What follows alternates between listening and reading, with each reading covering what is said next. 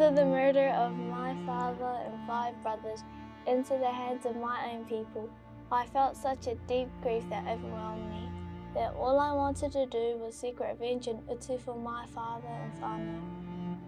I thought about several different ideas to avenge these deaths, but my only hope was to have a warrior of my own to take away this forever lasting pain. I was determined to give birth to a boy to fulfill my void.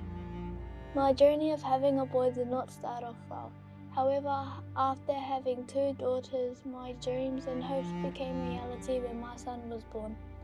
His name was Tuwhakairiora Tuwhakairiora for short. He was destined for warriorhood and to slaughter the very tribe who had killed my family. As my son grew up, his upbringing consisted of years of training under the guidance of Tōhunga. There had never been one like him, nor has there been since. My training days consisted of maurākau, whakawai, patu practice and taiha skills. It was challenging for me physically and mentally, but I was determined to master the skills of a warrior and learn to lead my people. I was surprised of the influence I had on my people. My popularity and charisma motivated others, and after years of consistent training, it was time to break history for Te Aitanga Amati. We had settled in with Pōtiki, and now my journey has begun to make my way to Wharepunga. When we reached Whangaparaoa, I left my whānau there, so I wouldn't have felt the guilt of their blood on my hands if something went wrong. Continuing my journey, I arrived in Te Araroa. The kōtiro came out the woodwork. I took a fancy to the one named Rua Taupari, and my father gave me his blessing to marry her. After we got married, we made our home there for a short period of time. I had many battles during my time there. My strength was growing, and so was my army. My time at Kawakawa had ended. It was time for me to finally complete my mission.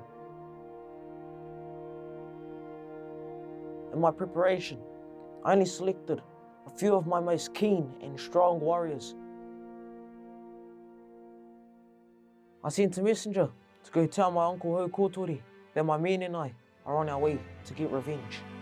When my messenger returned, he had news that Ngāti Ruanuku were meeting together at the 2 main pā on the north and south sides. When I heard this news, I knew we had to get a move on. We prepared ourselves, our equipment and our provisions to set out on canoes. Although we didn't look intimidating in numbers, my men were high in spirits. It was dawn when we arrived. The Ngāti Ruanuku scouts saw us as we were approaching. The word went around quickly that we were heading to the pā and that we were outnumbered by a long shot. Although my army did not look like much, I believed in their skill and courage for us to win this battle.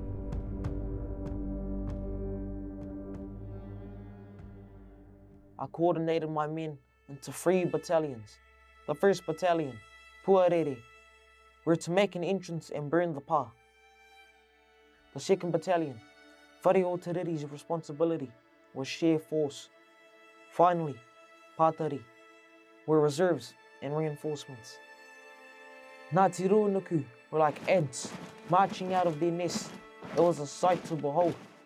There they were, adorned in all of their kākahu, certainly dressed for the occasion. It was a glorious sight, but we were not intimidated. I've come too far to resign from my mission. Puarere, attack this pā, engulf it with flames. When you're finished, karanga mai.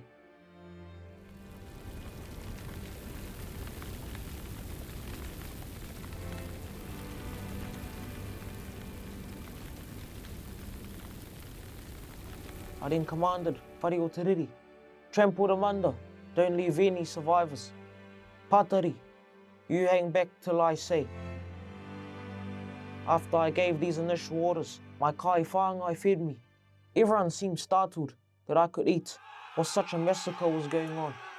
As I was enjoying my kai, one of my men informed me that they were approaching. I replied, me whawhai tunu. I turned to my kai whāngai and said, ho mai te hiku e taku tawatawa, whāngai tia mai kia pau. Instructing my army to each of their battle positions. I rose to the front of my me, face to face with my enemies. Bloodlusted, I unleashed my generational rage, and mercilessly, with every stroke of my taiaha, Ngāti Ruanuku, dropping like flies.